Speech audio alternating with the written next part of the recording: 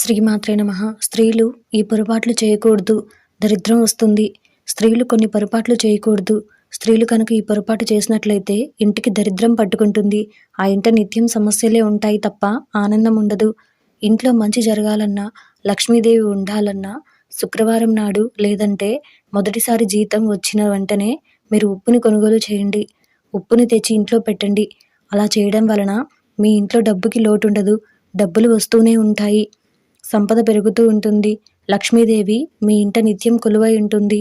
అలానే ఎప్పుడూ కూడా ఇంట్లో భోజనం తినే ముందు కాకికి మొదటి అన్నం పెట్టండి.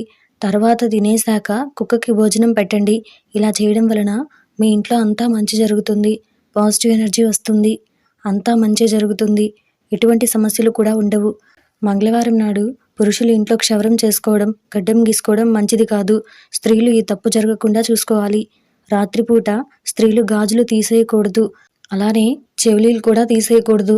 ఇటువంటివి చేస్తే దరిద్రం పట్టుకుంటుంది. ఉప్పు, చింతపండు, మిరపకాయలు, కారం వంటివి చేతులకు ఇవ్వకూడదు. వాటిని కింద పెట్టి తీసుకోమనాలి తప్ప చేతికి ఇవ్వకూడదు. స్త్రీలు ఎప్పుడు నల్లని వస్త్రాలని కట్టుకోకూడదు. అలా చేయడం వలన దుఃఖం, బాధ కలుగుతాయి. ఇలా ఇటువంటి తప్పులు జరగకుండా చూసుకున్నట్లయితే సంతోషం ఉంటుంది. లేదంటే అనవసరంగా బాధల్ని ఎదుర్కోవాల్సి వస్తుంది.